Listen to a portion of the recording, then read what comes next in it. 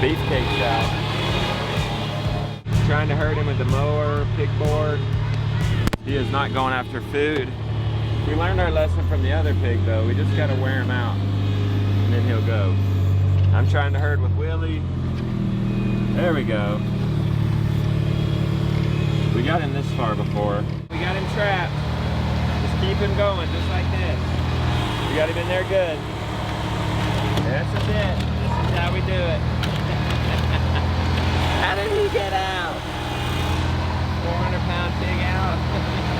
He's got a lot of stamina for living on deep bedding.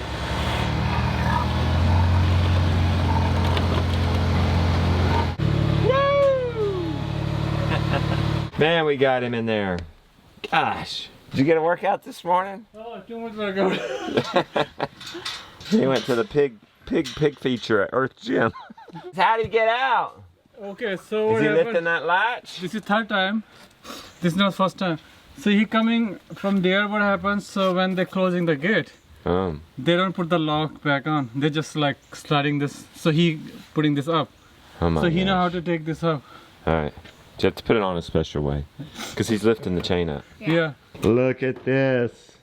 She's packing candy goodies. This is yours. For the camp and for Princess Palace. No, Princess Palace is... Oh, you got a We're pinata. doing a pinata because we're celebrating Lily's birthday. So the men get... This is the podcast money. Yeah, right here. My buddy Ben Hollar's coming, Hollar Homestead. Bringing all the things for cooking. All the boys. Well, man, this is one step. This is one particle away from being a glamping. It's very hard for me to be handing out all this candy.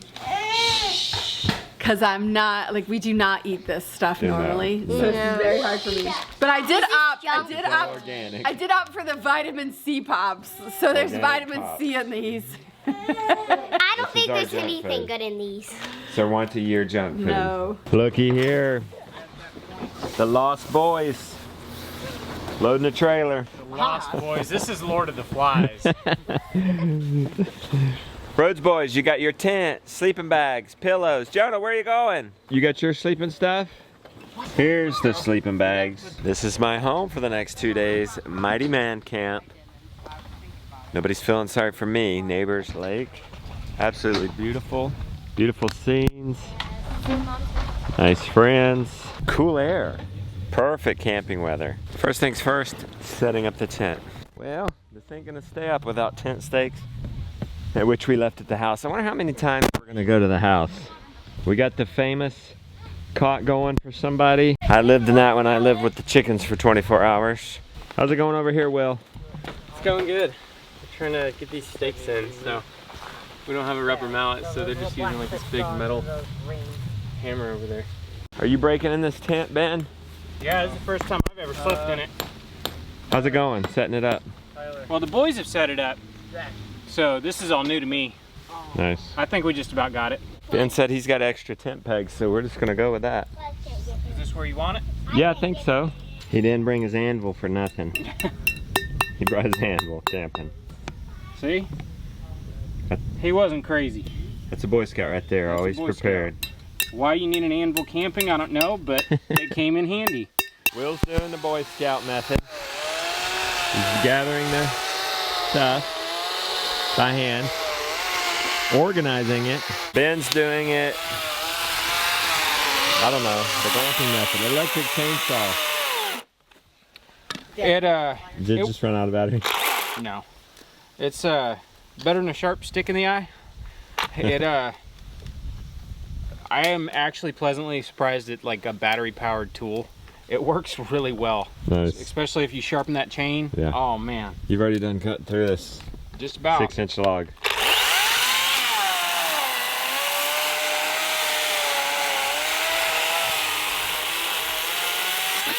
Nice. Jack caught a fish. Because you know the rule.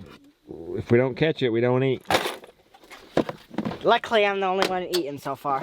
The electric chainsaw wasn't enough. We got a blower. We got the We're really roughing it. this is the Fire Get Her Going 2000. No flint and steel today. Nope. We don't have time for that. I think this is going to be my highlight. The What? Mills. The meals, well, I hope I don't disappoint. We're starting with grass-fed hot dogs for lunch. I love it. These are like snooty patootie hot dogs. I love that that's all we're eating too for lunch. This is great. So easy. I mean, I've brought a good amount of food, but I figure start slow. We'll start slow and build up. We're warming up. Next up, the hobo packets. I think this is gonna be the highlight of the meals. You think so? Well, I don't know. What else you got planned? We got burgers. It's better than hot dogs. It's better than hot dogs. So these are shredded potatoes, onions, ground beef, and cheese. Nice. They're pretty good. And you're just gonna put them in there, and then you're gonna just let them cook just like that? Just let them cook just like that. They're just laying on the coals, next to the coals. How will you know when they're done?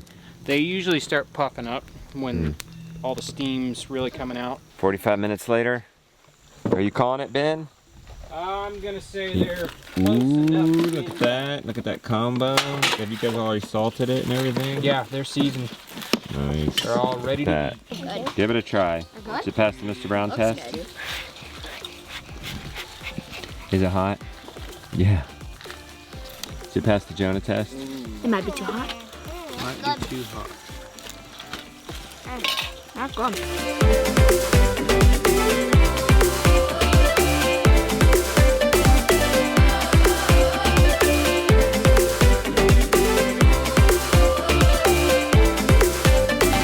It's the next morning. Everybody seemed to have slept well. It's just a little cool, which is perfect. The boys are super excited, so they're up super early. Look at this. My heart is singing right now. It's been so long I've had breakfast sausage. We've been out of pork. Well, Fried and lard. Man. I hope it's good. Ben is the guy to go camping with. Here we go. Now the fun begins.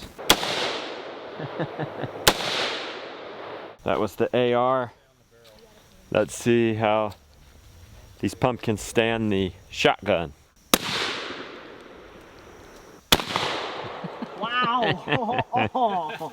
Y'all be careful shooting this when it kicks like a mule, Ben says.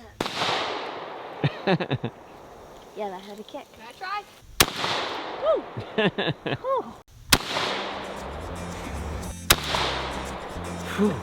First time shooting a shotgun, Jason? This big, yeah.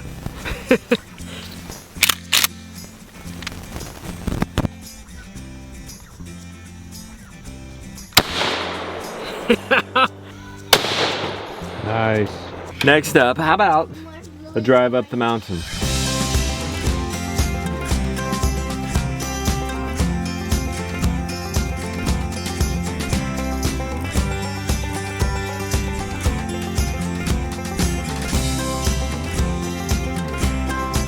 The cabin. It's buried in kudzu, it looks like. Be careful of poison ivy. Man, this thing hangs in there. Be careful of the glass on the floor. Wow. Still here. Look at that. Imagine living in here. Yeah, this was somebody's house. You don't see any old electrical outlets, do you? Did that exceed expectations, or? This is really What? cool. I want to rebuild. It's pretty cool. This is good for the imagination, this old house.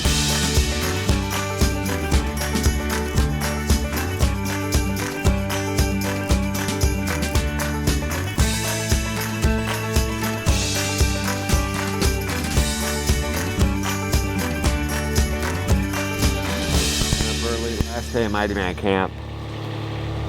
We basically have to be a man and do the right thing, which is get up and do chores. Thinking about what it means to be a man, I look back on my life. Now I'm 42 years old, and I feel like I'm a man. Biologically 42-year-old. But that does not matter. Because my son Jonah, who's 13, is in many ways more of a man than many 50, 60-year-olds I've met. So I don't think it's about that. I look back on my life and think, well, what are the moments that turned me into a man? And well, first, what is a man? And I guess a man is somebody who's mature, not taking any more than he's giving, preferably giving more than he's taking to the society, to his family at large. If I look back on what molded me as a man, I don't think of the water parks and the ball games. You know what I think of? I think of the hard times. I've had plenty of hard times, but to name just a few, one of the hardest times was my mom and dad's divorce. I was just 14 years old. That was a difficult time, still hard. That doesn't go away, ever. Another difficulty, let's lump it all together and say family. Now, it's a wonderful thing to get married. Everybody's excited. And then you have your first child. And oh my goodness, I imagine that sums it up, because you gave up of yourself and took up of a lot of responsibility when you got married. I mean, for us, we moved out of the house. So it was on us to start paying bills, and then I had this other person that I needed to consider in making decisions. But then when we had a baby, I had this whole other person to keep alive. That was big. That was maturing. For me, that was becoming a man. If you say, when did you grow up? I didn't feel like a grown-up, even after I've had 4 children. And it wasn't the 5th that made me feel grown up either. You know what it was? And this would be one of the third difficulties of my life. And that was losing my dad. And actually, 2 years ago, I sat right here. This is the spot. Because my dad was dying. My dad died the Sunday that Mighty Man Camp ended 2 years ago. And I ugly cried right there. Right now, Pop.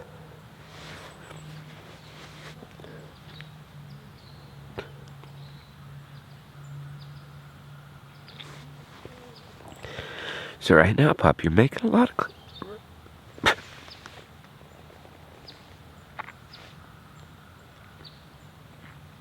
That was rough.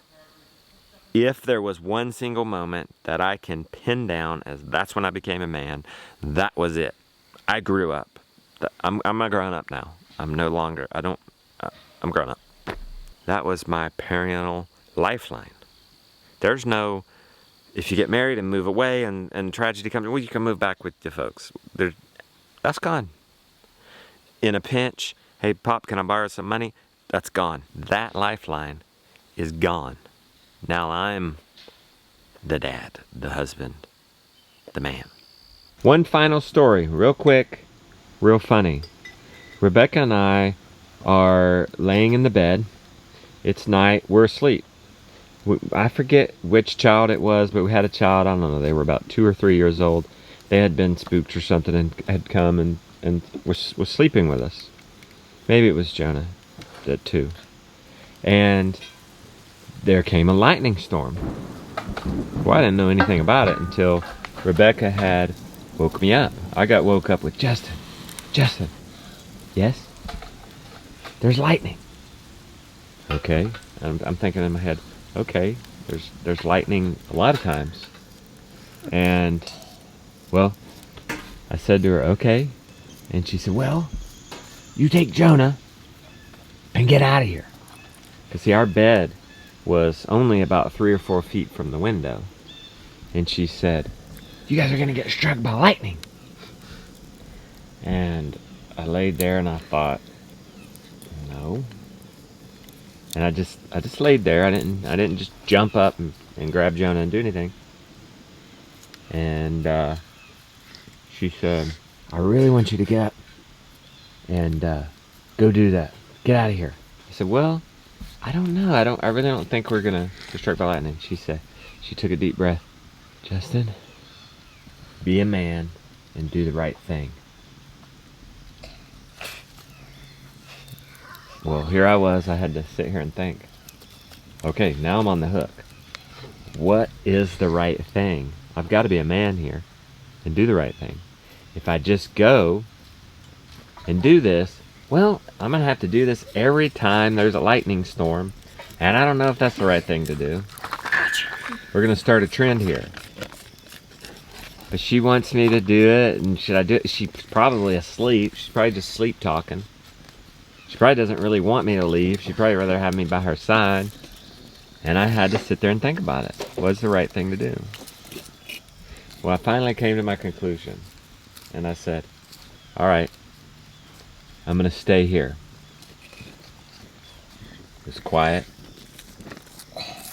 And then she took a deep breath. Justin, I don't know how to say this nicely, but sometimes I hate you. That's sad. Wow. So I sit there and I thought, oh boy, I guess I didn't do the right thing. But I sit there and thought about it, you know, and then soon she was, forgot all about it. And I'm sitting there in turmoil. Did I do the right thing? Does she really hate me? What's going on? Is she asleep? Is she just talking crazy? Well, finally I went back to sleep, and the first thing in the morning I went to her, and of course, she had no recollection of that event at all. She was totally sleep talking. And we had a good laugh, and of course she doesn't hate me. but the point is, Sleep talk. of this whole weekend, even she knew what it was to be a man. It's about being a man and doing the right thing. We go through those hard times and they build character, but they can also make or break us. And so those are really important times to do the right thing, because I think the more we do that in those powerful times, the faster it advances us to who we really want to be.